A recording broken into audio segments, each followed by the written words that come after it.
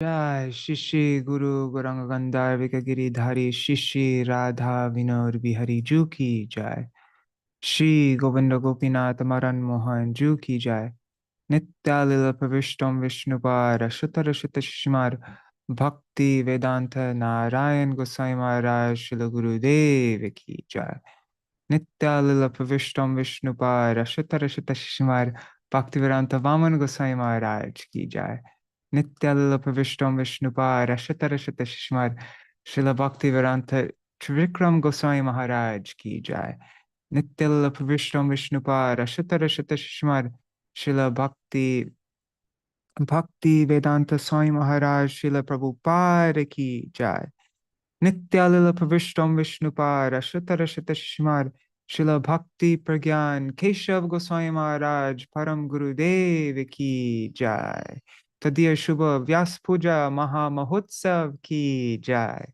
Nityalila Pravishtam Vishnupara Shutarashata Shishmar Bhaktivedānta Saraswati Goswami Prabhupada Ki Jai Nityalila Pravishta Bhagavat Śrīla Gaura Kishore Das Babaji Maharaj Ki Jai Nityalila Pravishta Śrīla Satchidananda Bhakti Vinod Thakur Ki Jai Nityalila Pravishta Vaishnav Sarvabhauma Śrīla Jagannath Das Babaji Maharaj Ki Jai Shri Rupa Novarya Guru Varga Ki Jai Shri Rupa Sanatan Bhatta Raghunath Shri Jeev Gopala Bhatta Dasaganath Sharda Goswami Prabhu Ki Jai Shri Sarup Damodar Rai Ramanandari Shri Gaur Parshad Vrinda Ki Jai Namachay Shri Haridas Thakur Ki Jai Prem Se Kaho Shri Krishna Chaitanya Prabhu Nityananda Shri Advaita Gadadhar Shivasari Gaur Bhakta Vrinda Ki Jai Shiksheta Mandala, Gora Mandala, Braja Mandala, Mathura Vrindavan Dham Ki Jai, Sarva Abhishta Vedanta Giriraj Maharaj Ki Jai, Shri Radha Kunda Shama Kunda Ki Jai, Shri Yamuna Devi Ganga Devi Ki Jai, Shri Tulsi Maharani Vrinda Devi Ki Jai, Shri Bhakti Devi Ki Jai, Shri Purnamasi Yogamaya Ki Jai, Shri Gopeshwar Mahadev Ki Jai. Jai Śrīla Paramgurudeva Śrīla Bhakti Prajñāna Keśava Gosvāmī Mahārāja Shubha Vyāsa-pūjā Mahamahotsav Ki Jai Shri Harinam Sankirtan Ki Jai Ananta Koti Vaishnava Vrinda Ki Jai Samagata Gaura Bhakta Vrinda Ki Jai Shri Nitai Gaura Premanande Hari Hari Bol. Hare Krishna everybody. Dandavat Pranam. All right. Oh God, so much going on right now that I haven't really had much time to prepare anything. But I thought what we could read is, there's this book, where is it?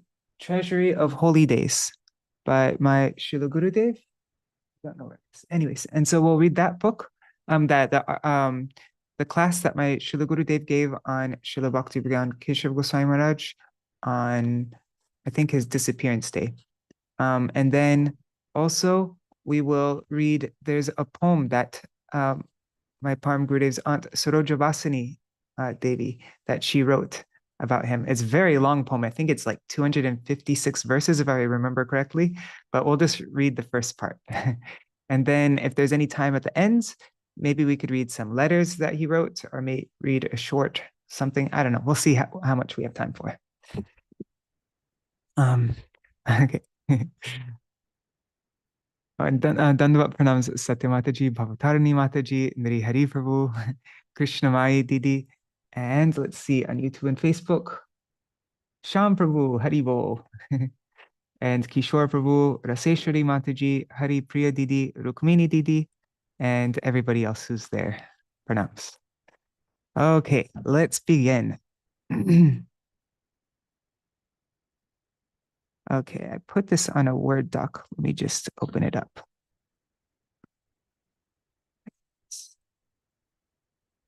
Oh, and I'm just showing you a preview of what we're going to post tomorrow in honor of Śrīla Bhaktivedānta Saraswati Thakur Prabhupada's Vyāsa-pūjā. Srivas translated this, it's called the Vaishishtastak, the Speciality Ashtak. And this is offered on the occasion of Paraduk-duki Jagadguru Vyasa Bhinna Śrīla Bhaktisiddhanta Saraswati Prabhupada's 86th appearance day by Śrīla Bhaktivedānta Swāmī Mahārāja Prabhupada, Śrīla Prabhupada. and it's very long. But yeah, we're going to be sending it out on the Raise of the Harmonist mailing list. So yeah, that's really exciting. And also, sorry with all these, but yeah, if anybody has not done so already, if we're going to be, if you could go to raiseoftheharmonist.com and subscribe to the mailing list, we're going to be starting a program every week.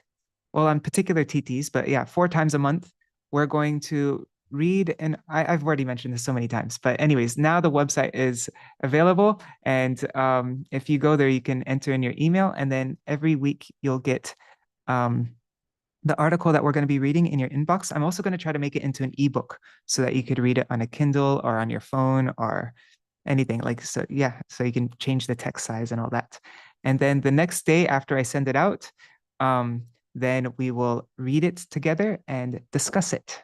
So yeah, it's a new program that we're starting in honor of Srila Saraswati Thakur's Vyāsa-pūjā, Prabhupada's Vyāsa-pūjā.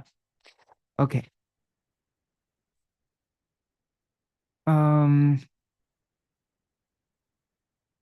let me open up the doc. So this is chapter 3 from the book. What is it called? A Treasury of Holy Days by Srimad Bhaktivedānta Nārāyaṇa Gosvāmī Mahārāja. These are mostly classes that he gave in, I think, 1991. Srimad Bhaktivedānta Nārāyaṇa Gosvāmī Mahārāja. Haribol Sudevi Didi. Okay.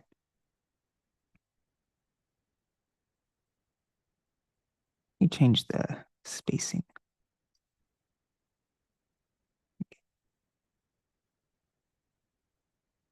Our Guru Maharaj appeared in a family of landowners in the famous village of Banaripara in the district of Jeshore, in East Bengal. When he was born, his body was very soft and beautiful. And because he had a golden complexion, his mother and all the local ladies gave him the nickname Jonah, meaning glowworm. His actual name was Bhima. For approximately 3 or 4 months, he didn't speak or cry at all, and his family was very worried.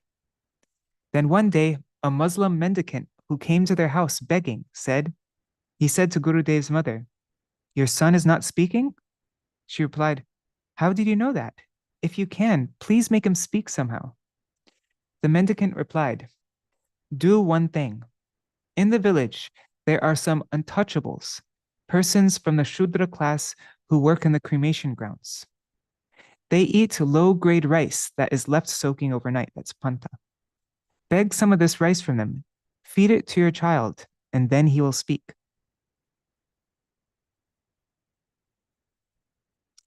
Guru Maharaja's mother was a very hard-working lady who mostly looked after their land. She would discipline her children very strictly, and they would never go anywhere without her permission. Everyone respected her. When she approached one of these Shudra families and asked for some of this rice, they said, "How can you take this? It has been touched by us." She replied, "Don't worry, just give me some of it." Obtaining some of this rice, she took it back to her home and put it before the child. And at once he started crying, "Ma, ma," and began speaking from that point on. Very mysterious Leela. There must be some secret thing behind that. I don't know what it is though. Hare Krishna Shubhananta Prabhu. In his boyhood, our Gurudev was very close to his father, who was especially affectionate towards him. At that time, the people of East Bengal were very religious, and there would always be readings from Bhagavad Gita and Srimad Bhagavatam going on. Then the partition came, and it was as if the very heart of Bengal was torn out. From early childhood, Gurudev would grasp his father's finger and accompany him to religious programs. And if it was dark, he would sit on his father's shoulders. Thus, religious philosophy became his interest. There is a Hindi proverb, "Honahar viravan ke hota chikane pata," which means that when a sapling will grow to be fruitful, its leaves are very big and beautiful. Haribol Manjari Didi. Coming events cast their shadow, and from his childhood, the symptoms were there that he would become a great personality.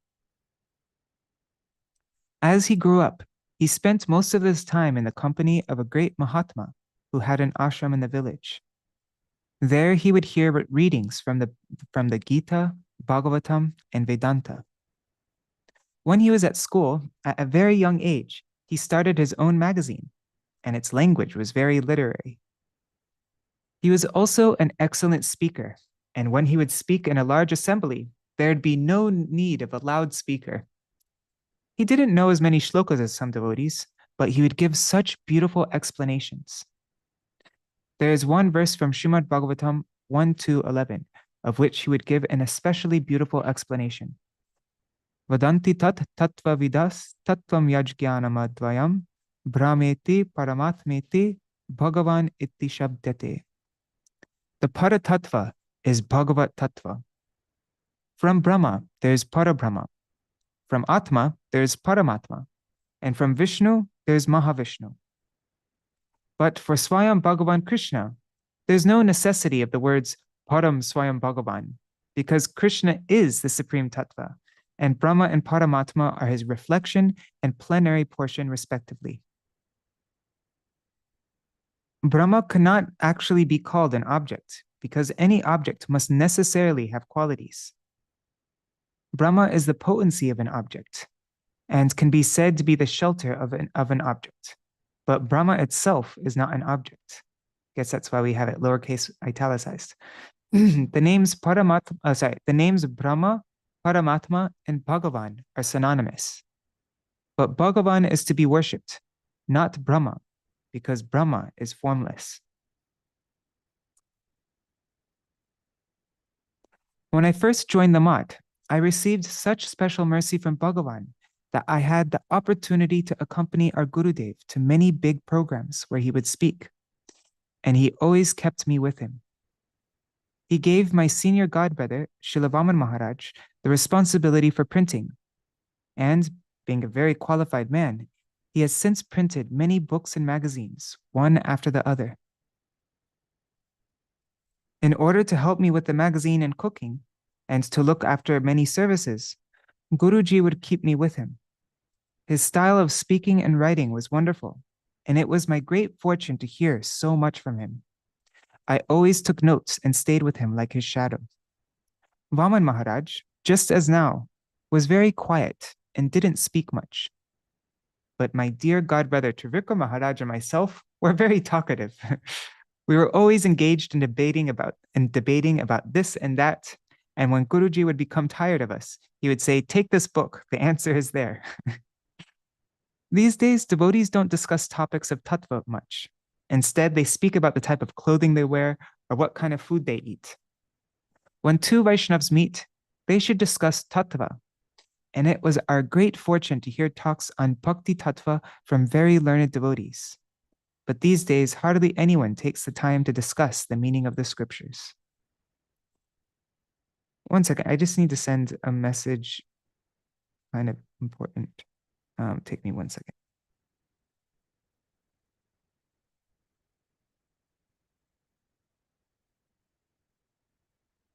One second. When you get a chance, do you have the file from Guru Vandana? I need that article of Guru Puja. I was trying to lay it out, but it's taking such a long time. It's like a real mess trying to copy it from the PDF. So yeah, do you have the Word documents to the Guru Puja article by Paramgurudeva from Guru Vandana? That would be great. Haribol. Sorry, I need to make a posting. Anyways, doesn't matter. Okay. Guruji was so intelligent and had so much potency in speaking that he could change yes to no and no to yes. It was amazing. Without such devotees, preaching simply would not go on. If one of us wants to write and publish something, we have to look in many, many books and do so much editing, and even if 5 of us are working together, we still may have difficulty writing something. But what would Guru Maharaj do? At the annual Navadvip Parikrama, 5,000 to 7,000 devotees would come to offer pranam to him, and he would speak with many of them. Somehow, in the midst of all this commotion, he would simultaneously dictate an article for his magazine to Vaman Maharaj. There would not even be any necessity to check it. At once, it was ready to go to press. And we heard the exact same scenario happening with Śrīla Bhaktivedānta Saraswati Gosvāmī Prabhupada. He was so busy. We read this in Devamai Didi's book. She in what is it? Sorry, my mind just went blank. Anyways, she explains how Śrīla Bhaktivedānta Saraswati Thakur Prabhupada, when he would be walking and I think he was like throwing food to the pigeons or whatever, he'd be dictating an article, and Śrīla Bhakti Pramod Puri Goswami Maharaj, who is a brahmachari, Pranavananda Prabhu, he would write it in his special form of shorthand, and then it would go to press. It was like that. It was amazing how he would never have to look in any book.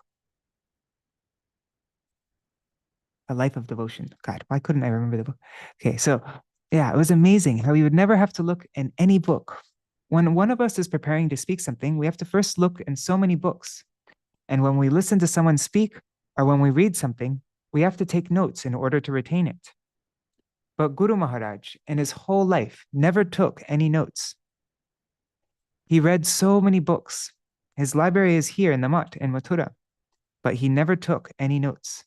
And by the way, my Paramgurudev's library, which was there in Mathura, which Gurudev is referring to here, all those books have now been scanned and are available on purebhakti.com, like the whole library. So if anybody, wants access to that library, it's there. And he knew so much history. No acharya knew more history than him. Śrīla Bhaktisiddhanta Prabhupada called him a Vedantic Pandit. Guru Maharaj went from East Bengal to study at a very old and famous college near Calcutta. Many great scholars studied there, and admission was not granted to everyone. But due to his superior intelligence, he was awarded admission. In his very first year, the dean and professors would call him to read Sri Chaitanya Charitamrita to them. Chaitanya Charitamrita was composed in Bengali, but there is no Sanskrit book that can match its highly poetic and philosophical language. Jiver Swarup hoy Krishner Nitya Das, Krishner Tatastha Shakti Bheda Bhed Prakash. It's from the Madhya Lila 2108. The inherent nature of the jiva is that of an eternal servant of Sri Krishna. The jiva is the marginal potency of Krishna and is therefore simultaneously one with and different from him. The dean and professors were unable to explain this verse. Even in our sampradaya, you'll find very few devotees who can properly explain it. So our Gurudev would have philosophical discussions with them. And in the end, he left that college saying, "Even the professors here understand nothing. So what will they teach me?"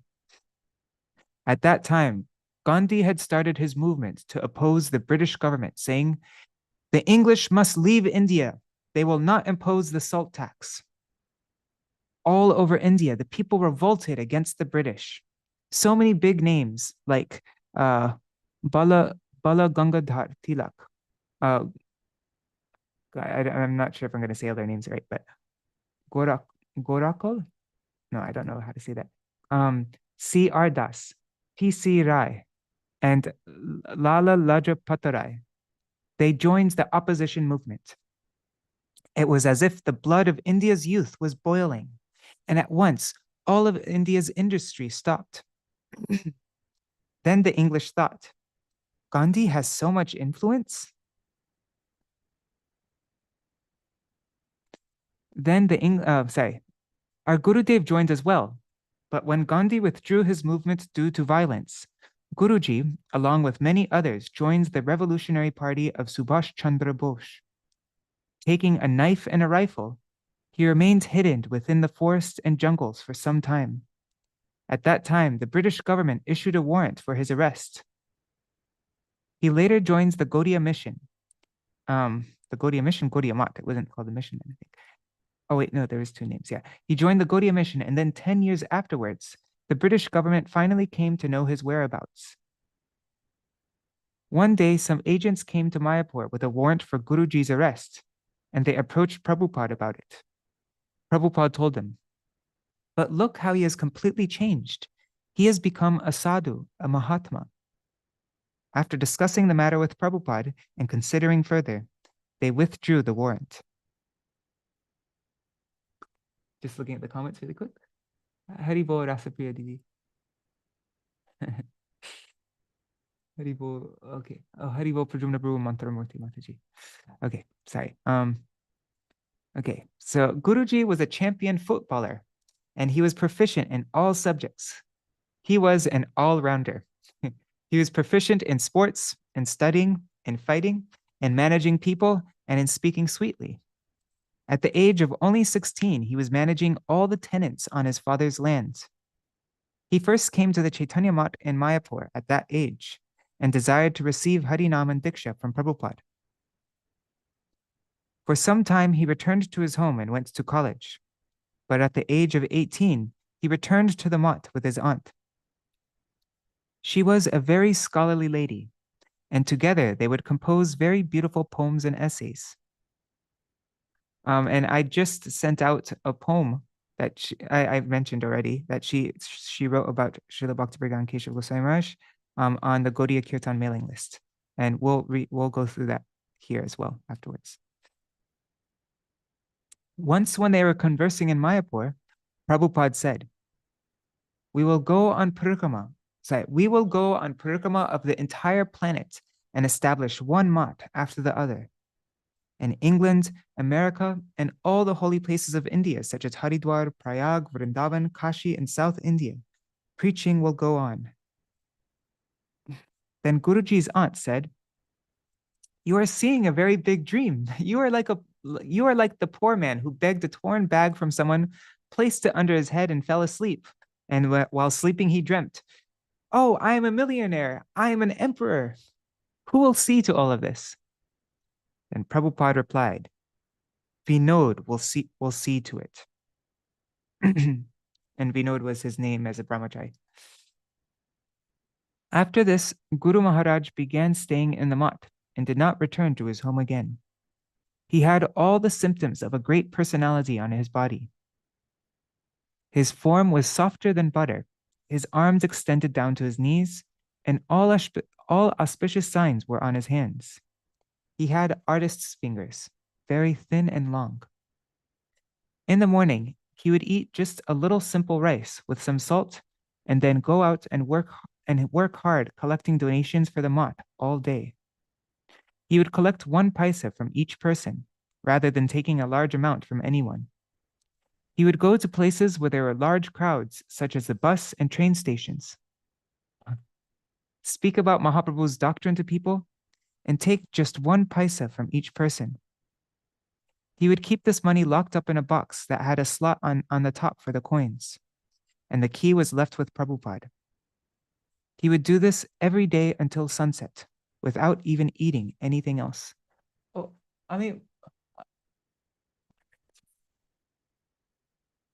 One time, Prabhupada was being driven along in his car in Kolkata, and he saw Vinod resting under a tree with that money box placed under his head as a pillow. Tears came to his eyes, and he said, such a beautiful young boy from a wealthy family, only 18 years old. And for me, for the service of Bhagavan, he has left his parents and is undergoing such hardships. When Gurudev returned to the math that night, Prabhupada called him and said, Vinod, you are sleeping on the ground at Gauri Mata? You are undergoing so much hardship. Guruji replied, no, this hardship is a matter of great happiness, if only you will be satisfied with me. This is my everything. What more could I desire? If the Guru is pleased, then Bhagavan is pleased. There is nothing greater than this. Prabhupada would call Guruji tu or tui. Tui. There was only one other disciple for whom Prabhupada used this affectionate term. There's, I think, yeah, as you know, there are three ways of saying you and all verbs in Bengali. There's tui, tumi, and apni. And tui is the most intimate way of saying, that's the way that a grandmother will talk to her grandchildren, or how lovers would talk with each other. It's like a very affectionate, intimate way. Yeah. So there was only one other disciple for whom Prabhupada used this affectionate term, and that was Paramananda Prabhu, who was always with Prabhupada. Guruji was very intimate with Prabhupada and would sleep only near him. If he went to take rest at 1 or 2 o'clock in the morning, he would knock on the door to Prabhupada's room. The other devotees would complain, but Prabhupada would always get up and open the door for him.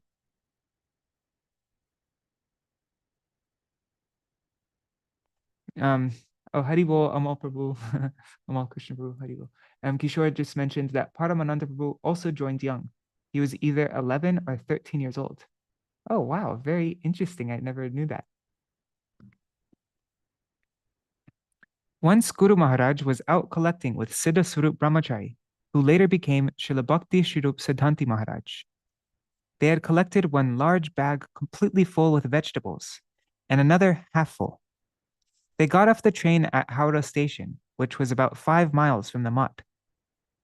There was no public transportation which covered the entire distance at that time, and there was no money available in the Math for taking a rickshaw.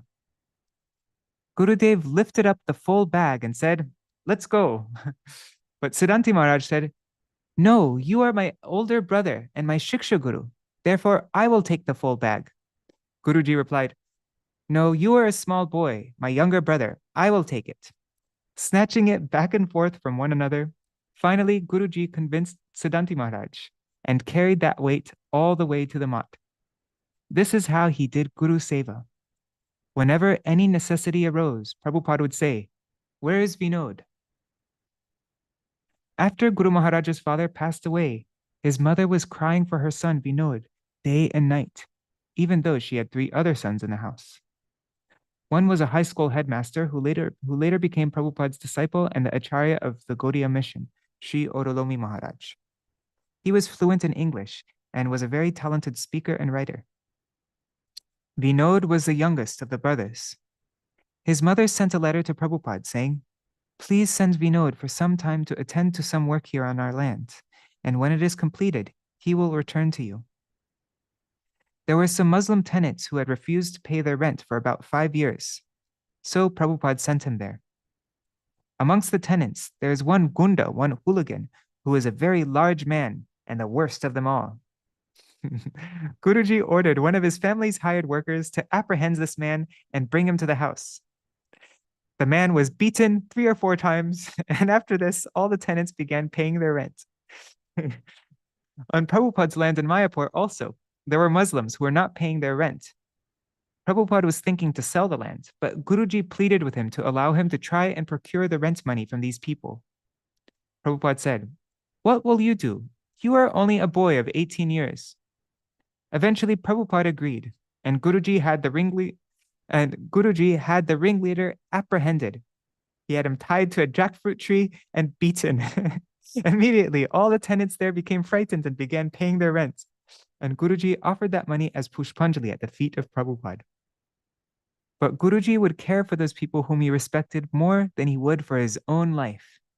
Everyone respected him like a father. At the end of her life, Guru Maharaj's mother sent another letter to Prabhupada saying, Please send my dear son Vinod home for a little while." Then he called Vinod and told him, "Your mother is dying. You must go to her immediately."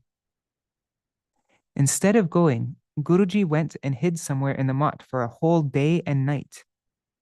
When Prabhupada came to know of it, he sent for Guruji and told him, Your mother is very ill. You should go to her." I instructed you to go, so why haven't you gone? Guru Maharaj replied, Prabhu, after so many births, I have attained the shelter of your feet. By your mercy, I have finally come to Bhagavad Bhakti after so many births. Suppose I go to my mother, and while she is taking her last breath, she places her hand on my head and says to me, I am going now. Who will look after our property? You must do it. What will I do then? Having left your lotus feet, I will again be trapped in Maya. Falling at Prabhupada's feet, he began crying, and Prabhupada bestowed plentiful blessings upon him. Until one's determination is like this, he does not have the qualification to leave his home and family. One must have the understanding of a Madhyam Adhikari, that the bodily relations of this material world are meaningless. Otherwise, even without being requested, one will automatically return to his home and family. And if he does continue to stay in the mutt, it will only be for procuring money, women, and prestige. He will have only gone in a circle and will end up back where he started. Therefore, one cannot leave his home and family until he has this qualification. Haribol, Jai Shri. There was a disciple of Prabhupada named Ram Govinda Vidyaratna, who was a scholar of Vedanta, the Bhagavatam, and all the scriptures. He was a very good devotee and later became Nemi Maharaj. Once he desired to have darshan of Prabhupada's guru, Srila Gaur Kishore Das Babaji Maharaj, and Guruji also wanted to go. So taking Prabhupada's permission, they went. At that time, to avoid the trouble that ordinary people were giving him, Babaji Maharaj had locked himself in a latrine for about a week and was just chanting, Hare Krishna, Hare Krishna. The news reached the district magistrate. The news reached the district magistrate and the police superintendent, and at once they all came running there. Seeing that the door was locked from inside, they approached with folded hands and said, Babaji Maharaj, we will construct you a very nice hut for bhajan. He replied, No, this is very nice. Why? Because the stench of the lust of materialistic people does not come here. I prefer the stench of stool to that. All right, Maharaj, we will supply you with one boy to keep those people away from you. Day and night, they were trying to persuade him to come out, but he would only say, For me, this is Vaikuntha. So many times they asked him to please open the door, but time and again he would reply, I'm not well, I'm unable to do it. He would not open the door for those people, and he just continued chanting, Hare Krishna, Hare Krishna, Krishna Krishna. Then one day, Guruji approached the door and said, Babaji Maharaj, we are disciples of Bhaktisiddhanta Saraswati. Hearing the name of Prabhupada, Babaji Maharaj at once stood up. Opening the door, he let them in and again locked the door. The two boys offered pranam, and grasping the feet of Babaji Maharaj, Guruji said, Please give us your blessings. Then Babaji Maharaj told him, I will take all of your hardships and impediments away so that you can always perform bhajan freely. This is my blessing. Later on, Guruji would say on many occasions that although difficulties may have come to him from time to time, by the mercy of Babaji Maharaj, nothing could ever disturb him.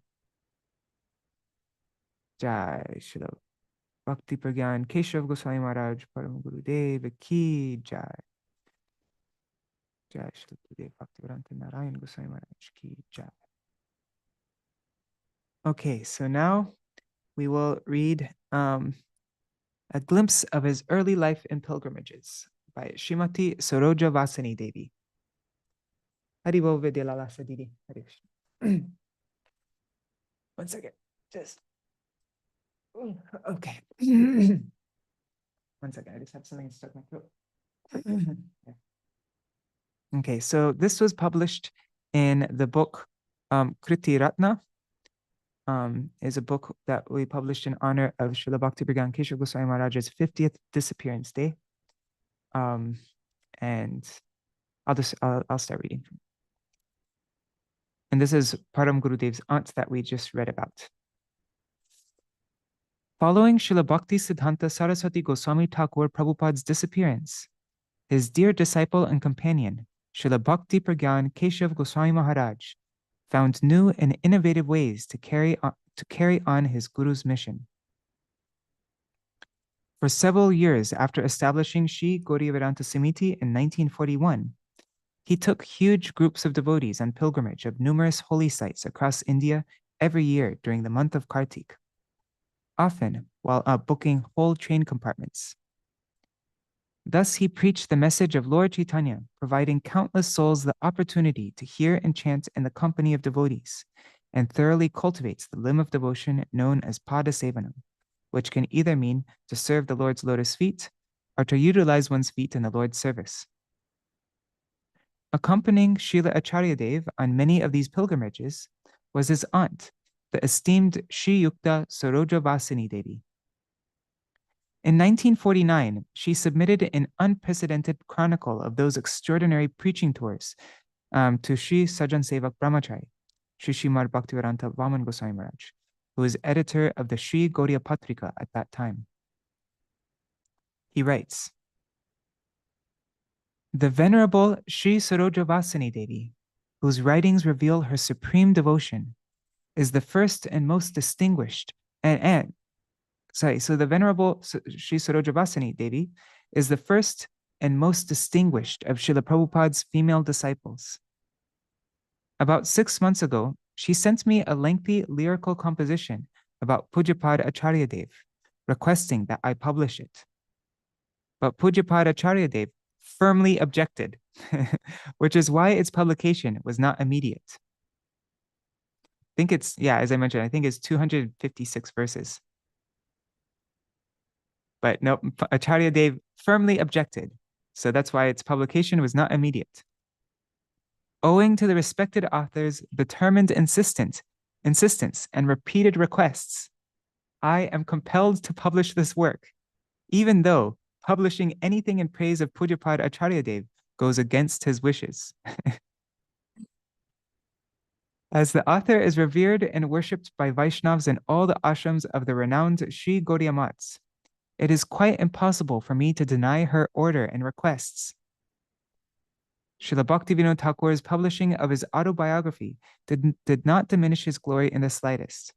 It truly benefited the world."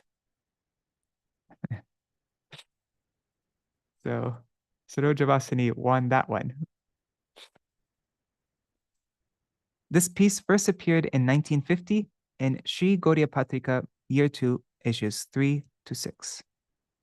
So I'm not going to read the whole thing. We'll just read the part 1. Yeah, because otherwise it will take too long. Maybe I'm going to skip the Bengali. I'll just read the translations. Yeah, I'm going to just read so that we can read more also, so that we'll have time to read next.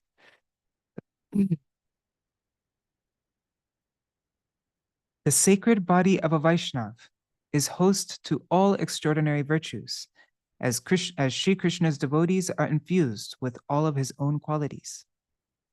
I hereby declare the glories of Śrīla Bhakti Prajñāna Keśava Swami, whom I know to be the glowing embodiment of such qualities. Your infinite virtues forever awaken in my mind. I do not see such characteristics in ordinary souls. All the servants of Sri Guru are repositories of extraordinary qualities, but subtle consideration, O brother, reveals unique differences. Dharma has been your life and soul since you were a child. Sinful and ignorant as I am, I could not comprehend this fact, even though I witnessed it. As a small boy, you sought day and night to serve those who were in distress, had lost their way, or those who were without friends. You founded an association called Sri Dharma Rakshini Sabha, an assembly to defend religious principles, and taught your childhood peers that dharma alone is the essence of life. How often you would go to school, meet a blind beggar or someone else in distress, and give them the shawl and other clothes you are wearing. Your compassion for people suffering from despair and poverty was limitless.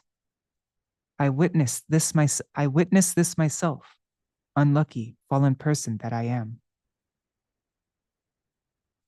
From birth, you represented the glowing ideal of renunciation. There was never a time you showed any zeal for satisfying your tongue and stomach. Rather, being so pained at seeing others in distress, you would even neglect to eat, as being of service to them was the only thing that mattered. And you did this with single-minded focus. Calm and gentle of heart and magnanimous of character, you went from place to place seeking the highest welfare for all. You have been a refuge for the orphan. You have been a refuge for the orphaned ever since your childhood. Remembering all of this, I offer my obeisances to you always. I cannot even hope to touch your limitless qualities, being so fallen, wretched, and totally degenerate. Let's read a little anecdote from my the biography that my Gurudev wrote. One second, let me just open it up and we'll read an example of this. Where is it? GBP books, Acharya Kesari. One second, just waiting for it to download. It'll take 1 second.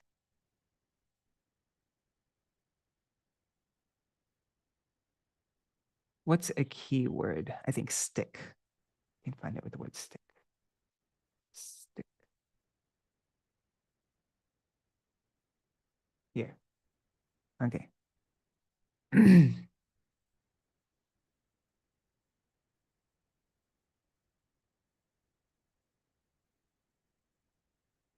Okay, so while his father was alive, Vinod Bihari had... One second. Okay. By the time Vinod Bihari was 8 years old, his family had moved to the district of Noakhali, and his father was employed in the court of Lakshmipur. It was at this time that Sri Sharat Babu left this world. He had made suitable arrangements for his son's education while he was present, but after he passed away, Bhuvan Mohini Devi had to face the entire responsibility of the children's upbringing and education. While his father was alive, Vinod Bihari had studied at the National School in Noakhali, which offered both academic education and vocational training. In addition to his textbook studies, Vinod Bihari took a great interest in craftsmanship. The bench, stool, and table he made in school were used in his home for a long time. After his father's demise, he returned to his paternal village in Vanaripada and enrolled in the local secondary school. During this period, the foundation stone was being laid for development of his learning and multifarious talents. During those days, social service was acknowledged as an essential element. During those days, social service was acknowledged as an essential element in the building of character in a student, its ultimate aim being human welfare through ethical endeavors. Vinod Bihari was an exceptionally brilliant student with an incomparable ability for organization. His managerial skills always reflected high standards of religion, justice, and morality. At that time, the community had no organization to help the poor and sick. Together with many enthusiastic youths, Vinod Bihari established a society which cared for the poor and the sick free of charge, even those with contagious diseases. What was it called? It's called the Dharma Rakshini Sabha, right? Destitute people were offered various forms of aid, including food and clothes. The young men involved were generous and compassionate to the wretched and distressed, and their organization quickly became well known. One day, Vinod returned home from school late in the evening. His anxious mother was standing at the entrance of the house, waiting for him with a stick in her hands. Bhuvan Mohini Devi, the forceful daughter of land barons, was strict with her children. As soon as Vinod Bihari entered the house, she grabbed his hand and angrily demanded, "Where have you been? Tell me. You are becoming independent, wandering around here and there at night in the company of street children. I do not want this. Where were you? Speak up." The boy stood calm and silent, completely without fear.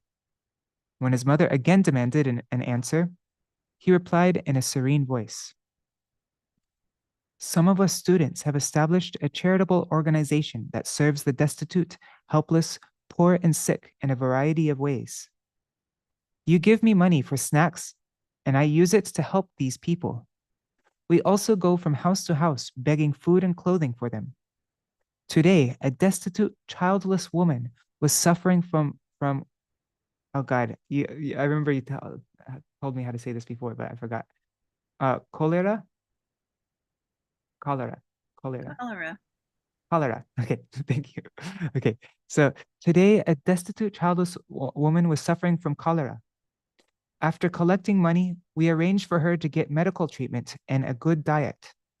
I've spent the whole day up until now doing this, and I haven't even bathed or eaten. Now this old woman is beginning to recover. That is what I've been doing the whole day. As soon as his mother heard this, the stick fell from her hands, and her eyes filled with tears. Unable to utter a word, she embraced her son with both arms and promised that in the future she would never again try to discipline him. What mother would not feel herself successful to have given birth to such a child? In the future, that same boy, seeing the living entities caught in the grip of Maya, would accept sannyas and make a promise to free the jivas from that bondage forever. God. So calm and gentle of heart and magnanimous of character, you went from place to place seeking the highest welfare for all. You have been a refuge for the orphans ever since your childhood. Remembering all of this, I offer my obeisances to you always. In the eyes of the world, I am your paternal aunt, but you used to refer to me as your big sister when you were very little. You used to refer to me as Didi when you were very little, because our bond as god brother and god sister is an inseparable one. A relationship you were evidently aware of since your very birth. Your life will never involve becoming entangled in mundane family life. By nature, you are always indifferent to worldly interests, having surpassed the delusions of Maya. Seeing your childhood play, everyone said as much. But as my mind was bewildered by Maya, I never understood this, even though I, foolish, pitiful person that I am, had witnessed your renunciation since your childhood.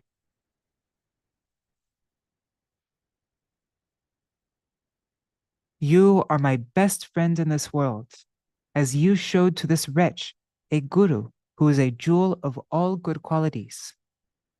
That guru is second to none and a great, great personality who, like Nityananda Prabhu, is the savior of the fallen. Saintly persons proclaim him to be the avatar of Sri Gaurahari's teachings, and it was due to your mercy that I met such a master. He is the friend of the fallen, an ocean of compassion. Who even has the power to describe a single particle of his mercy?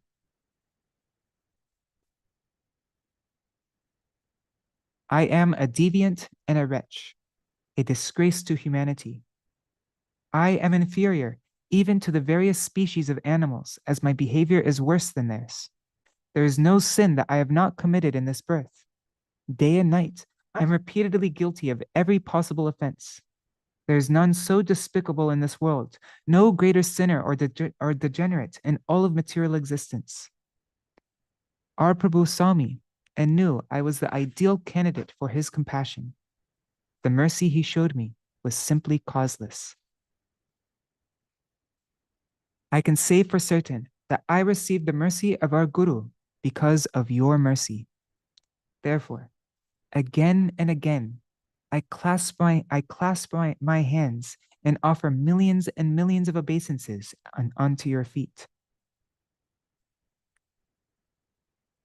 You are so simple-hearted, the epitome of sincerity. Pretense finds no abode in you. Hence, I worship you time and time again.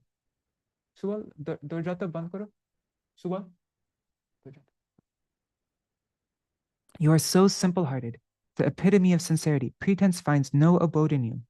Hence, I worship you time and time again. Since your birth, you have always been indifferent to wealth and extremely detached. Never have you adored money. Such a person alone deserves to be called renounced.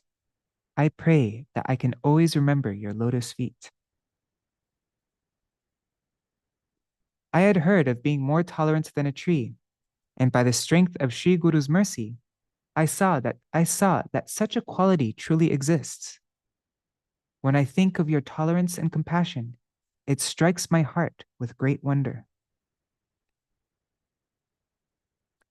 Your heart is offered to Sri Krishna and thus remains far from illusion and ignorance. You are always immersed in the ecstasy of service, and you always speak sweetly. As you are self-satisfied, your countenance is supremely happy. I have never seen you unhappy for even a moment, and beholding you rouses sheer delight in the heart. All glories to Śrīla Bhakti Prajñāna Keśava, I do declare. You are not even slightly irked by incessant criticisms. I noted this a long time ago. You are never displeased with anyone. You are never provoked, even when people tried to find a way to anger you. You have conquered the 6 urges. You are decorated with the 6 virtues, and you have relinquished the 6 faults. You are a supremely virtuous and noble person. You never engage in slander and gossip or other such contemptible activities. Day and night, you embody silent absorption in thoughts of Sri Krishna. You are particularly illustrious, an exceptional personality. Day and night, you are totally immersed in the ecstasy of service. Clutching only the instructions of your spiritual master to your head, you have continuously preached his teachings throughout the world. Kartik is the foremost of the 4 holy months of Chaturmasya, and people obtain 1 point of devotion by observing Shri Urja Vrat. You make it a rule to always follow the vows of that period, and in the company of the devotees, you observe Niyam Seva. Is this where she starts Parikrama? Yes.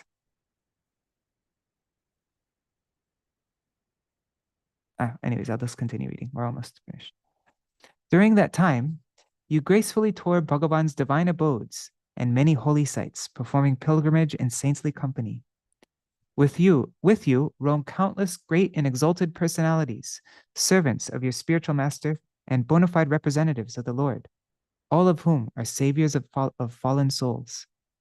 On the order of your spiritual master, you preach the teachings of Sri Chaitanya, hearing which the souls of this world achieve deliverance. That sound, Sri Chaitanya's message, is the nectar of immortality and brings the dead back to life, even though death is always imminent. May my wretched mind incessantly venerate Sri Gurupad Parma and his devotees. The devotees of Sri Gaurahari are dedicated to helping upakar, others, para upakar, and are always thinking exclusively of what is beneficial for them. And para can also mean superior. The poet therefore says, the devotees do not offer trivial handouts, but a superior form of altruism, which enables conditioned souls to attain the service of Guru and Krishna. Out of overwhelming compassion, the merciful Mahaprabhu sincerely addressed his associates as follows. He said, one who has taken human birth in the land of India should give meaning to his life by working for the welfare of others. Since Sri Keśava Gosvāmī is the paragon of this instruction, I worship his lotus feet by body, mind, and words.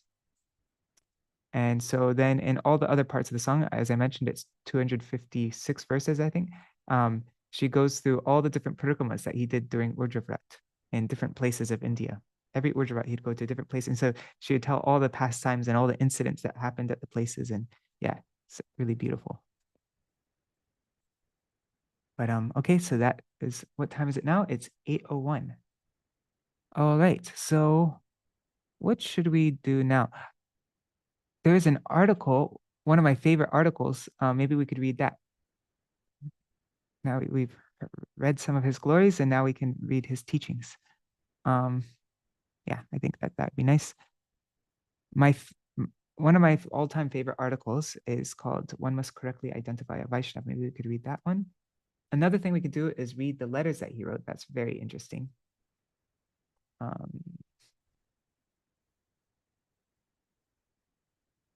Okay, you tell me, what should I do? Should we read the letters that he wrote, or should we read this article that he wrote? I'll do either one. One must correctly identify a Vaishnava. Just waiting for the first answer. Both? Well, okay, let's read the article first, and then if there's any extra time, then we'll read the we'll read some letters. That'd be good. All right, so I put this on Vine of Devotion sometime before. Yeah, so if you want to find this article, go to vineofdevotion.com, then go all the way down to this Rays of the Harmonist section, and you'll find it right here. One must correctly identify a Vaishnava. I also made a video of it, I did a reading. You can hear it right here.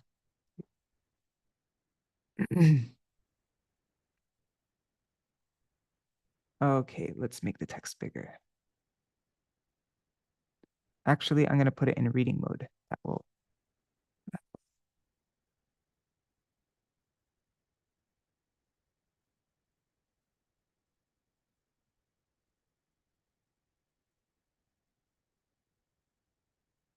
Okay. So one must correctly identify a Vaishnava by Śrīla Bhakti Prajñāna Keśava Gosvāmī Mahārāja. Some misconceptions. The mercy of Sri Guru and the Vaishnavas is the one and only means by which a jiva can attain the ultimate goal of life. Only by their mercy is it possible for him to obtain the merciful sidelong glance of the most compassionate Sri Bhagavan. This we have heard repeatedly. We have also heard that the mercy of Sri Guru and the Vaishnavas is causeless. It is never brought about by anything of this world, nor by the impersonal, undifferentiated state of any such thing.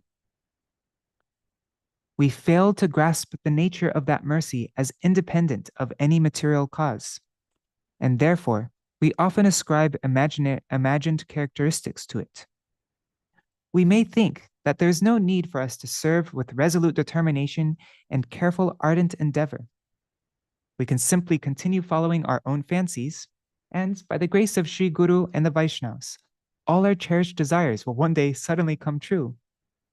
We may even think that to earnestly apply oneself in devotional service is but another expression of the mood to enjoy and a whimsical pursuit.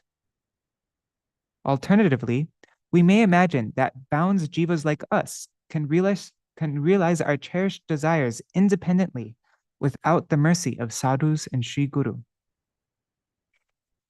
Those who hold such opinions are unable to understand that the mercy of sadhus and the jiva's intense desire to serve are one and the same.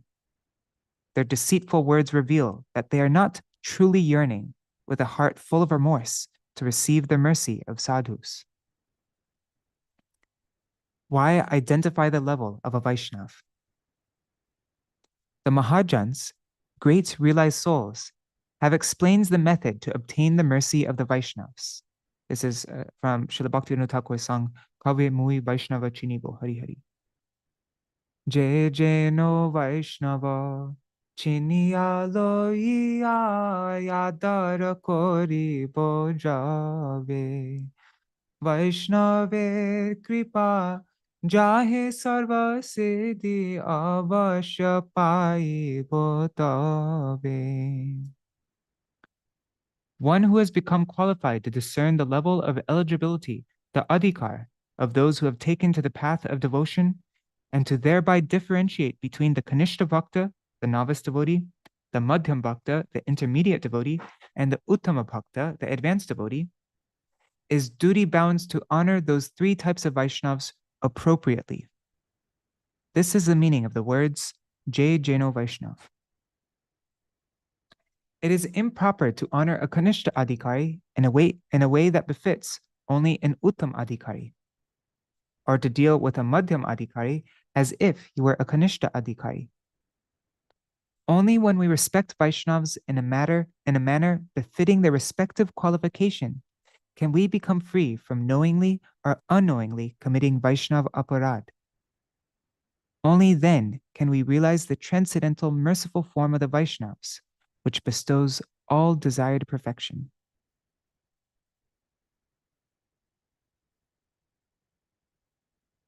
And this is an important point.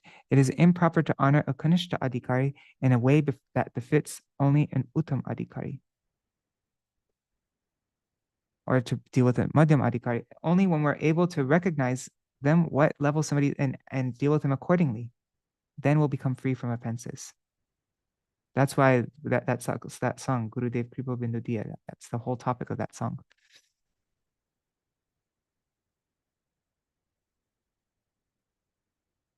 It says, Jata Jata, Shakale Shaman Korite Shakati, Deho Nata Jata Jata, accordingly. Therefore, the ability to correctly identify a Vaishnav is indispensable. Simply by doing so, we are automatically filled with honor and affection for him. Upon recognizing your brother, you are at once overcome by brotherly affection that is incomparably sweet.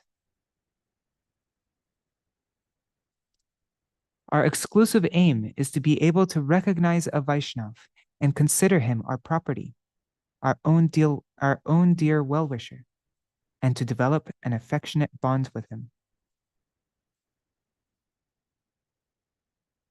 Yes. I really like this point. The ability to correctly identify Vaishnava is indispensable. Simply by doing so, we're automatically filled with honor and affection for him. Upon recognizing your brother, you are at once overcome by brotherly affection that is incomparably sweet. Yes. It is insufficient merely to dwell on how much the Vaishnavas love us or consider us to be their own. And this is a point that you'll see all throughout Śrīla Bhakti Prajñāna Keśava Gosvāmī Mahārāja's articles. I've seen it mentioned. I've read it from him a few times now.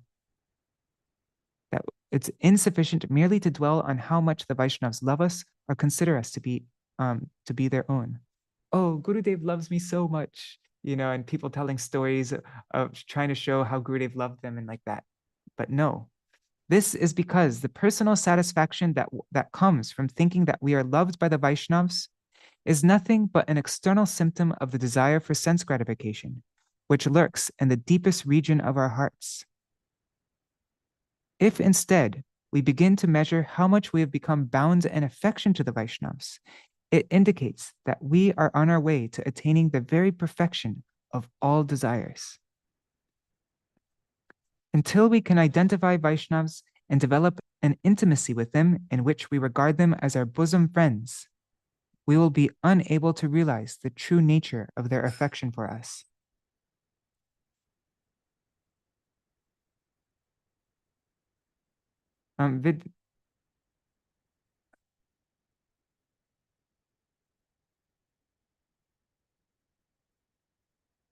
I'll answer the questions that the devotees are writing afterwards. I don't want to break the flow. Divine and mundane qualities. But before we can begin identifying Vaishnavas or developing close affection for them, there are many issues we need to examine first. While trying to classify a Vaishnav, we will discern from the mundane perspective, many fine qualities in him.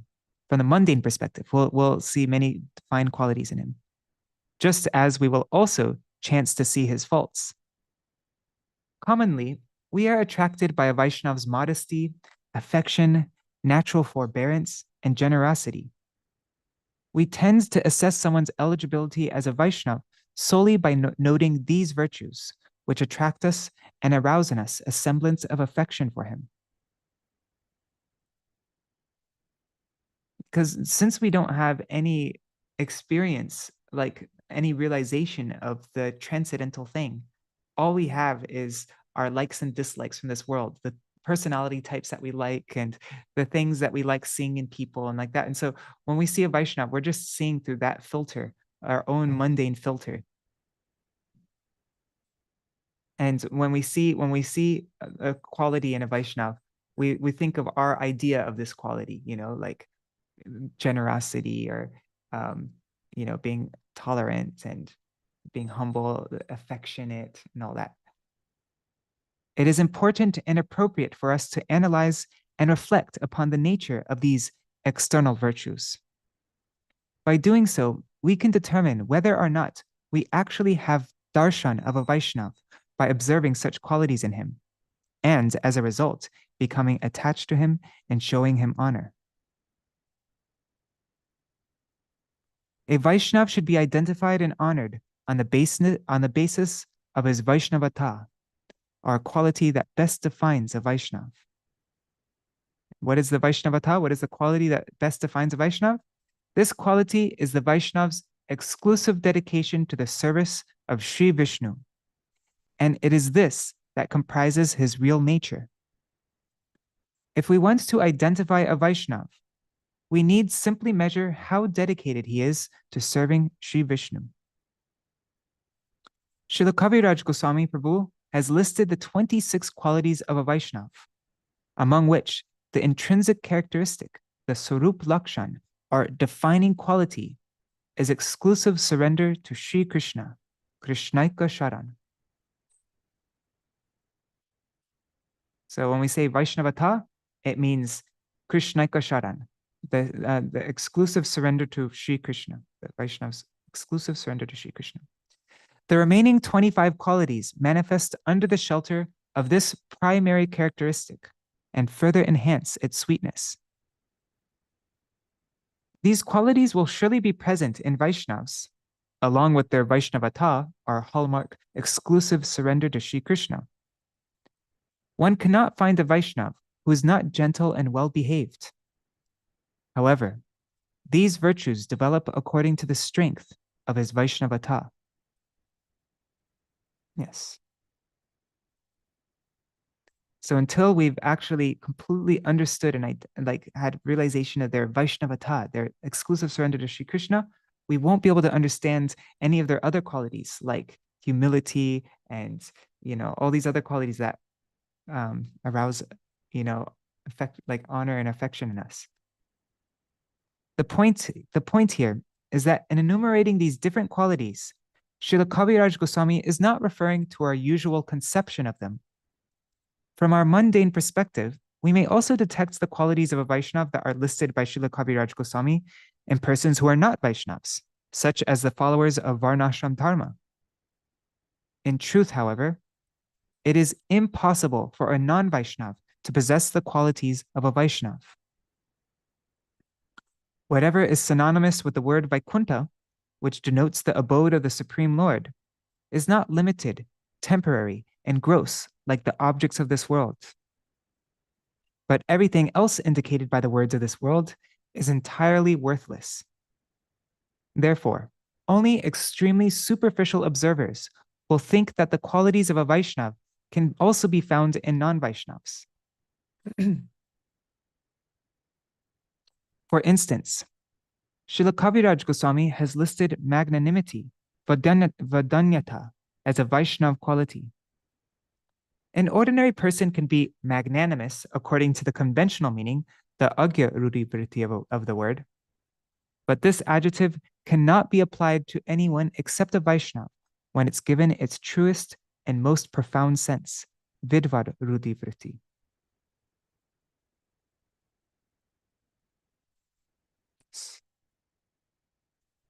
our misguided vision. But who will look out for the superlative quality of a Vaishnava? Only he who has realized its supremacy.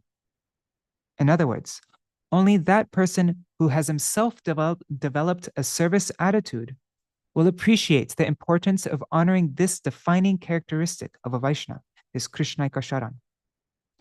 Only to he who is surrendered without duplicity are all the virtues of a Vaishnava revealed in their true aspect. Such a person alone beholds the transcendental and extraordinary qualities of a Vaishnava without likening them to mundane qualities and thus inviting offenses. But we are devoid of a service attitude, and therefore we cannot comprehend this secret of recognizing a Vaishnava by his Vaishnavata. All too often, we are attracted by a Vaishnava's other qualities, like his ample affection. We praise his patience, his tolerance, and other external virtues.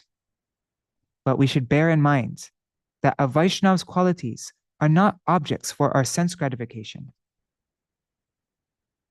Okay, so now this is the test to see if we've actually had darshan and if we've actually appreciated these, like have darshan of these qualities of Vaishnava.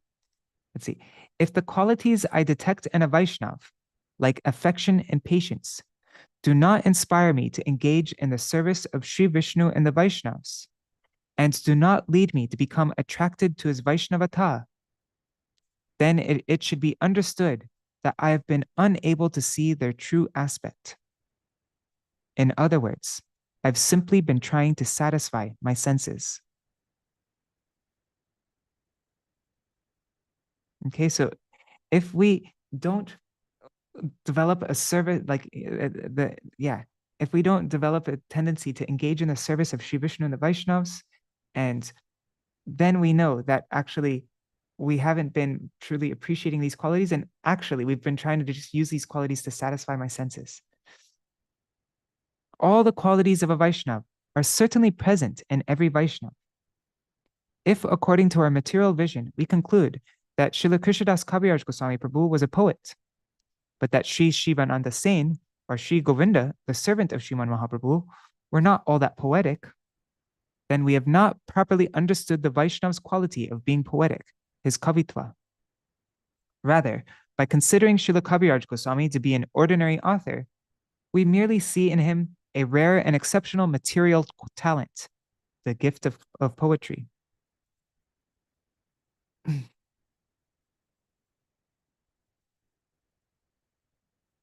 Yeah, like we say, Nityananda Prabhu is Akroda, Akroda Paramananda Nityananda Rai, right? He's completely free from any type of anger. But then we see the pastime with Nityananda Prabhu angrily kicking Shivananda Sen in the chest. Where is that? How is that Akroda? Our conception of these qualities are completely, we don't actually understand what these qualities are. We don't have any experience of them until we've understood.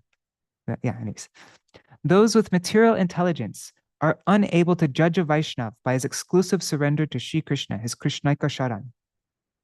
They consider him an ordinary person and end up seeing his faults and assessing his Vaishnavata by looking at what is merely a semblance of his virtues. Yeah, they assess his Vaishnavata by looking at what is merely a semblance of his virtues. When they see the grave disposition of a particular Vaishnava, they will liken it to the gravity of a common man and praise him, considering that this virtue is the sole benchmark of his Vaishnavata. But if another Vaishnava conceals his gravity, they will not consider him to be a Vaishnava, or even if they do, they will say that he is not as grave as that first Vaishnava. Their words are as meaningless as the statement, a stone container made of gold.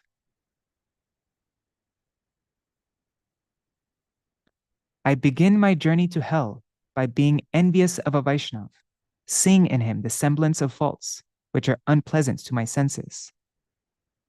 And I suffer equally by being affectionate to a Vaishnava, upon seeing in him the semblance of good qualities, which are pleasing to my senses. In both cases, my vision is limited to the mundane realm, and I am not fortunate enough to be able to recognize the transcendental Vaishnava. Isn't that? I begin my journey to hell.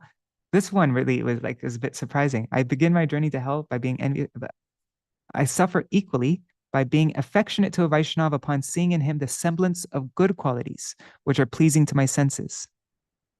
In both cases, my vision is limited to the mundane realm, and I am not fortunate enough to be able to recognize the transcendental Vaishnava. Hence, in trying to find a Vaishnava, we should not simply end up selecting someone who possesses mundane qualities or who is devoid of them. A concern. The Mahajans have stated, Vaishnava chinite nare dever shakati. It is impossible for even the demigods to properly identify a Vaishnava. This may lead me to wonder how I, a helpless and feeble being who is ignorant and foolish, how can I ever hope to recognize a Vaishnava? How will I be able to understand his Vaishnavata, his Krishnaika Sharan? As long as I remain ignorant of Sambandha Tattva, the principle of one's relationship with Sri Krishna, and continue to lack faith in the mercy of the Vaishnavas, I will be subject to various types of misgivings and be deprived of this mercy. Is this making you feel hopeless? Well, Paramgurudeva is going to give us some hope. One Vaishnava has given a very beautiful and remarkably logical answer to this question. It is indeed true, he said, that the demigods themselves are unable to recognize a Vaishnava. But why should this be cause for concern? The emperor may be unable to recognize my mother, but that will hardly prevent me from being able to recognize her, even if I were but a tiny baby. Isn't that beautiful? When I was an infant, I did not understand what relationship my mother had with me, nor was I able to realize her deep love and affection for me. Although I was ignorant, it does not follow that my mother was not my mother at that time, or that I was deprived of her affection. I always remained related to her and did not forego her maternal affection, despite being unable to understand who she is. Nourished by her love, I have now attained adulthood and am able to appreciate how she is related to me and what maternal affection is. During infancy, I did not understand my mother. Therefore, I could not realize the sweetness of her affection, although she showered me with it. But now I have grown into an adult through her love and nurturing. By her affection and mercy, I am now able to realize who she is and have now developed a feeling of possessiveness, of mamata towards her. When the practicing devotee attains madhyam adhikar, he is able to ascertain the eligibility of a Vaishnava and show him due affection. Only then is he able to receive the mercy of the Vaishnavas. It is also by the mercy of the Vaishnavas that one reaches the madhyam stage. Indeed, their mercy is at play at all times. Only by the compassion of the Vaishnavas does the jiva, who is averse to Bhagavan and full of anarthas, develop the tendency to chant the holy name of Bhagavan in the Kanishta level. But the Kanishta Adhikari is unable to realize this, and this is what makes him a Kanishta devotee. The Vaishnavas shower their mercy upon the Kanishta Adhikari without his knowing it, and this mercy covertly and imperceptibly elevates him to the Madhyam level. Then, only by the mercy of the Vaishnavas does he develop the ability to discern what level a Vaishnava is on and offer him due respect. And this sentence here, this has helped me so much, this sentence right here. We do not need to create our relationship with the Vaishnavas, for it is eternal. We do not need to create our relationship with the Vaishnavas, for it is eternal. Our objective is simply to realize that relationship. And this is possible only by the strength of their mercy. Why then should we have any concern about being unable to identify Vaishnavas?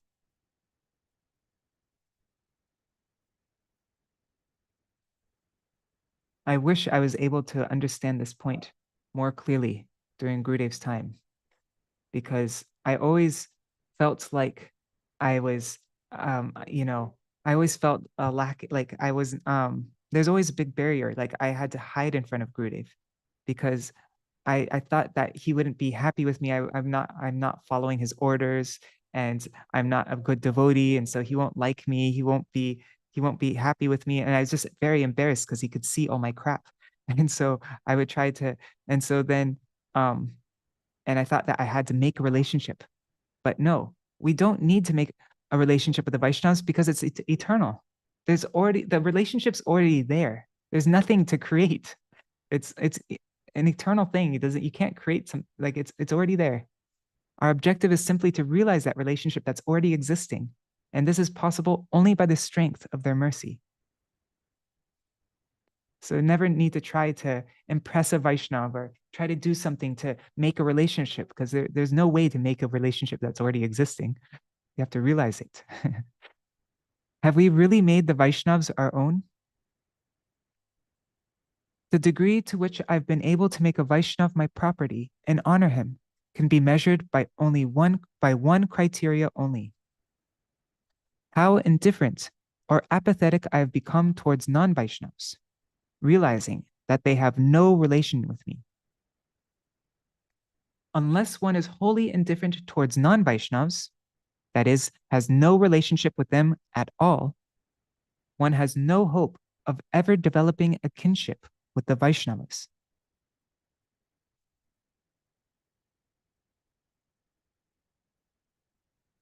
Our conviction that the Vaishnavas belong to us develops in proportion to our feeling that non-Vaishnavas are outsiders. This is not mere talk. If I really wish to be related to the Vaishnavas, I must first renounce my attachment to non-Vaishnavas. If my mother, father, brothers, friends, and so-called close relatives become hostile to the service of the Vaishnavas and to the supreme conscious entity, then I will have to become wholly indifferent to them, regarding them as unrelated to me in any true sense. This includes my very own body and mind. This includes my very own body and mind. Until I attain such determination, to think of the Vaishnavas as my property is nothing but deceit. A person cannot have possessiveness towards or kinship with the Vaishnavas while considering non-Vaishnavas to be related to him. The two are mutually contradictory. Oof. Some heavy words there at the end, huh? That was translated from Sri Gaudiya Patrika, Year 7, Issue 9, by Rays of the Harmonist team. This was published in Rays of the Harmonist, issue number 14, Kartik 2004. So yeah, this is that kind of article that every time you read it, you get more out of it. It's such an essential article. So it's now 8:30. So if anybody needs to go, you can go now. I'm going to sing a couple kirtans, and yeah, then we'll end our program. But yeah, I know it's late for many of you, and so I don't want to keep you up late. So I was thinking maybe we can sing the Radha Vinod Bihari Tatvashtakam, and yeah, maybe we'll just sing that. Radha Vinod Bihari Tatvashtakam. I have a problem with my throat today though, so can't sing very nicely. Anyhow. Okay, Radha Chinta Niveshana. Oh, and there's also the Keśava Ashtakam by Śrīla Bhaktivedānta Gosvāmī Mahārāja. Maybe we should do that. Keśava Ashtakam. Okay, so that's what we're going to do. We're going to sing the Keśava Ashtakam and then Radha Vinod Bihari Tatvashtakam. Keśava.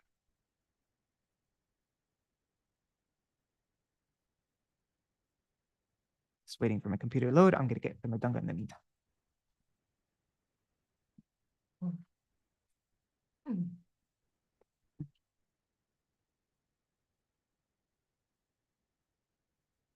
I'll turn off noise suppression. Okay.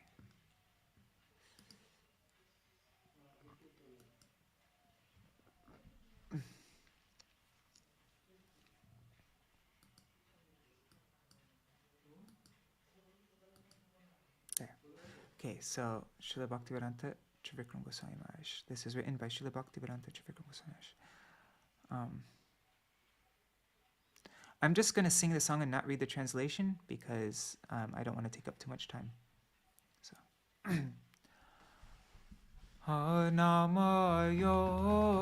Vishnu Padaya Acharya Singha Rupine Shrimad Bhakti Prajñāna Keśava iti namine Shri Saraswatya Bhipsitam Sarvata Shushtu Paline Shri Saraswatya Bhinnaya Patito Dharakarine Vajrad Api Kathoraya Chapasiddhanta Nashine Satya Sarte Nirbhikaya Kusanga Pariharine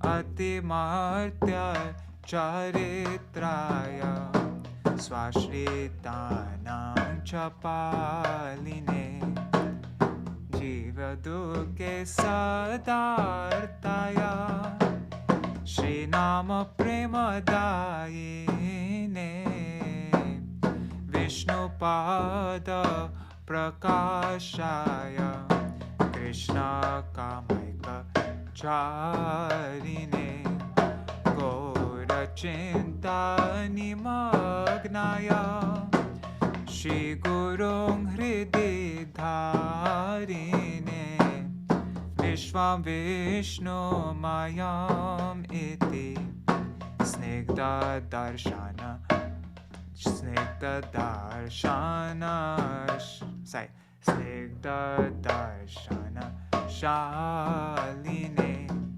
Namaste Gurudevaya Krishna Vaibhava Rupine Shri Shri Gauriya Vedanta Samite Stapakaya Cha Shri Shri Maya Puradamna Seva Samriddhi Karine Navadvipa Parikrama Yenaiva Rakshita Sada Dina Prati Dayalave Tasmai Shri Gurave Namaha Dehi me tava shaktisto Dine neyam suyachita Dehi me tava shaktisto Dine neyam suyachita Tava pada sarojebhyo Matirastu pradhavita Tava para sarojebhyo Matirastu pradhavita Jai Bhakti Prajñāna Śrīla Keśava Gosvāmī Bhakti Prajñāna Jaya Keśava Gosvāmī Jaya Bhakti Prajñāna Jaya Keśava Gosvāmī Bhakti Gosvāmī. Okay, now we'll sing the Radha Vinod Bihari Tatvashtakam and then we'll end. Radha Vinod.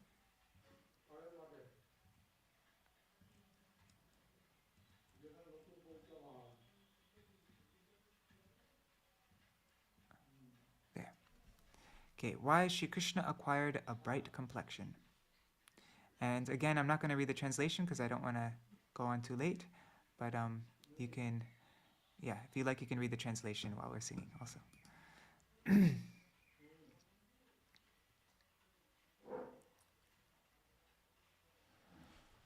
O Radha Chinta Niveshena. I'll just read the first verse, the translation. I worship the lotus feet of that form of Sri Krishna, who, being absorbed in anxious thought of Srimati Radharani, has assumed her golden feature. And then my Gurudev, he wrote in his commentary, he wrote a long commentary, but this is just a section. He said, Krishna's immersion and separation from Srimati Radhika, who is in man, in jealous anger, intensifies to such a point that he assumes her golden complexion. Alternatively, Radha Lingita means he finally embraces Srimati Radhika after her man is broken. So this word Radha Alingita can be broken up in two different ways. It could be Radha Lingita, so that means marked with Radha, like having the complexion of Radha, marked with Radha, or it can mean Radha Alingita, like that. It can mean Radha Alingita, and Alingita means embraced. So Krishna embraced by Srimati Radhika. So it has those two meanings. Either Krishna taking on the golden complexion of Srimati Radhika or being embraced by Srimati Radhika, depending on how you divide up the words. Okay. O Radha Chinta Niveshena Yasya Kantir Vilopita Shri Krishna Charanam Bande Radha Lingita Vigraham Sevya Sevaka Sambhoge Dvayor Bheda Kuto Bhavet Vipralambe Tu Sarvasa Bheda Sata Vivardate Chilila Mithunam Tattvam Bheda Bhedam Achintyakam Shakti Shakti Mattorakyam Yuga Parvartate Sada Atatvamekam Param Vidyal Lilaya Tadvidhastitam Gora Krishna Swayam Hitar Ubhav Ubhayam Apnuta Sarve Varnai Yatra Vishta Gora Kantir Vikashate Sarva Varne Nahi Nastu Krishna Varna Prakashate Sagunam Nirgunam Tattvam Ekam Eva Dvitiyakam Sarvanitya Gunar Gora Krishna Rasastu Nirgunai Shri Krishna Mithunam Brahma Tyaktva tu Nirgunam Hitat Upasate Mrishya Vigya Yathatu Shavagatina Shivinora Vihariyo Radhaya Milito Yada Tadaham Vandanam Kuryam Saraswati Prasadata Iti Tatvashtakam Nityam Yapatit Shadayanvita Krishna Tattvam Abhigyaya Gorapade Pavinmati Radha Chinta Niveshena Yasya Kantir Vilopita Shri Krishna Charanam Vande Radha Linkita Vigraham Shri Krishna Charanam Vande Radha Linkita Vigraham Jaya Vinod Bihari Radha Vinod Bihari Vinod Bihari Radha Vinod Bihari Jai Radha Vinod Bihari Radha Vinod Bihari Radhe Hare Krishna Krishna Krishna Hare Hare Hare Rama Rama Rama Hare Hare Oh Jaya Sachinandan Jai Gaura Hari Sachinandan Jai Gaura Hari Jai Sachinandan Jai Gaura Hari Sachinandan Jai Gaura Hari Haribol Haribol Nitai Gaur Haribol Nitai Gaur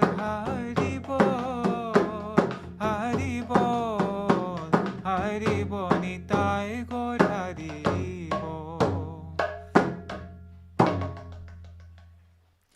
Jai Shishi Guru Garanga Gandharvika Giridhari Shishi Radha Vinod Bihari Ju Ki Jai Shri Govinda Gopinath Maran Mohan Ju Ki Jai Nitya Lila Pravishtam Vishnupad Ashatara Shata Shishmar Bhaktivedānta Nārāyaṇa Gosvāmī Mahārāja Śrīla Bhakti Ki Jai Nitya Lila Pravishtam Vishnupad Ashatara Shata Shishmar Bhaktivedānta Vāman Gosvāmī Mahārāja Ki Jai Nitya Lila Pravishtam Vishnupad Ashatara Shata Shishmar Śrīla Bhaktivedānta Trivikram Gosvāmī Mahārāja Ki Jai Nitya Lila Pravishtam Vishnupad Ashatara Shata Shishmar Śrīla Bhaktivedānta Swami Mahārāja Śrīla Prabhupada Ki Jai Nitya Lila Pravishtam Vishnupad Ashatara Shata Shishmar Śrīla Bhakti Prajñāna Keśava Gosvāmī Mahārāja Ki Jai Tadiya Shubha Avirbhav Titi Ki Jai Jai Nitya Lila Pravishtam Vishnupad Ashatara Shata Shishmar Bhakti Siddhanta Saraswati Gosvāmī Prabhupada Ki Jai Nitya Lila Pravishta Maha Bhagavat Śrīla Gorkishora Babaji Maharaj Ki Jai Nitya Lila Pravishta Śrīla Satchidananda Bhakti Vinod Thakur Ki Jai Nitya Lila Pravishta Vaishnav Sarvabhauma Śrīla Jagannath Das Babaji Maharaj Ki Jai Shri Rupanu Gauriya Guru Varga Ki Jai Shri Śrīla Baladev Vijabhushan Prabhu Ki Jai Śrīla Vishwanath Chakravarti Thakur Ki Jai Shri Narottam Srinivas Shamananda Prabhu Trai Ki Jai Śrīla Krishna Das Kaviraj Goswami Par Ki Jai Shri Rupa Sanatan Bhatta Raghunath Shri Jeev Gopala Bhatta Das Raghunath Sharda Goswami Prabhu Ki Jai Shri Sarup Damodar Rai Ramanandari Shri Gaur Parshad Vrinda Ki Jai Namachay Śrīla Haridas Thakur Ki Jai Prem Se Kaho Shri Krishna Chaitanya Prabhu Nityananda Shri Advaita Gadadhar Shri Vasari Gaur Bhakta Vrinda Ki Jai Shiksheta Mandala, Gora Mandala, Braja Mandala, Mathura Vrindavan Dham Ki Jai, Sarva Abhishta Pradata Giriraj Maharaj Ki Jai, Shri Radha Kunda Shama Kunda Ki Jai, Shri Amuna Devi Ganga Devi Ki Jai, Shri Tulsi Maharani Vrinda Devi Ki Jai, Shri Bhakti Devi Ki Jai, Shri Purnamasi Yogamaya Ki Jai, Shri Gopeshwar Mahadev Ki Jai, Shri Harinam Sankirtana Ki Jai, Ananta Koti Vaishnava Vrinda Ki Jai, Jai Śrīla Bhakti Prajñāna Keśava Gosvāmī Mahārāja, Vyāsa-pūjā Titi Ki Jai, Titi Palankari Bhakta Vrinda Ki Jai, Jai Shri Harina, Ananta Koti Vaishnava Vrinda Ki Jai, Samagata Gaur Bhakta Vrinda Ki Jai, Shri Nitai Gaur Premanande Hari Haribol. Vrindaya Tulsi Devaya, Priyaya Keśavasya, Krishna Bhakti Pradadevi, Satyavataya Namo Namaha. Vancha Kalpatarubhyashta, Kripa Sindhubhya Evacha, Patitanam Pavanebhyo, Vaishnavebhyo, Namo Namaha. Dandavat pranams everybody. Hare Krishna, Gopal Ghanasham Prabhu, Nri Hari Prabhu, and Bhavatarni Mataji, and Krishna Mai Didi. Oh my God, thank you for staying up so late. Haribol. And let's see, on YouTube and Facebook, who is all there? Sham Prabhu, Kishore Prabhu, Raseshwari Mataji, Hari Priya Didi, Rukmini Didi, Sudevi Didi, Rup Manjari Didi, Hari Priya Didi, Rasa Priya Didi, Vangsiwala Prabhu, Pradyumna Prabhu, Mantramurti Mataji, Amal Krishna Prabhu, Ganga Mataji, and so many others. Dandavat pranams, everybody. Thank you so much for joining. And oh yes, Gopal Ganesham Prabhu, yes, there is a record. Yeah, this is all live streamed on YouTube. So you can, the link will be there as well. And also, just before everybody goes, quickly I want to show you, I mentioned this at the beginning, but I want to mention again. If you go to raiseoftheharmonist.com, then you'll see you can enter your name and email here and subscribe to the new mailing list. I just made this yesterday. And then you will get this article. I'm going to send this article out tomorrow at 7 a.m. I'll send this article. It's Thakur Bhakti Vinod, A Speciality of His Vani by Śrīla Bhaktivedānta Saraswati Thakur Prabhupada. I'm also going to make an ebook version of it so that you can read it on a Kindle or on your mobile device. And also I'll send that out in the email. And then 24 hours after that, we'll have our first Raise of the Harmonist Ishcha Goshti session, where we'll read through the article and go through all the points and discuss them. We'll go through very thoroughly. And all the details are here on this website. So you can find out you can see the calendar of the dates that we'll be having these special readings. There's the links to I made 2 WhatsApp groups for this program. And yeah, so I hope you're all able. I checked this morning after I sent out the announcements and so far only 8 people have signed up, but I'm hoping a lot more. I'm hoping all of you will be able to sign up as well. So yeah, go to raiseoftheharmonist.com and you can enter in your email. All right, thank you so much for joining and look forward to seeing you tomorrow. Hare Krishna. Dandavat pranams. Haribol Rukmini Didi. Thank you. Oh wait, and there's some questions here. What did they say? Okay, I think that this article answered your question, I think, Vidyalala Sadidi, right? And and Vangsi Wallabhar was asking where the article by Paramgurudeva's aunt is available, that song. I sent it out on the Gaudiya Kirtan mailing list. Are you on that mailing list? If not, send me a message on WhatsApp and I'll send it to you. All right. Dandavat pranams, everybody. Haribol. See you all.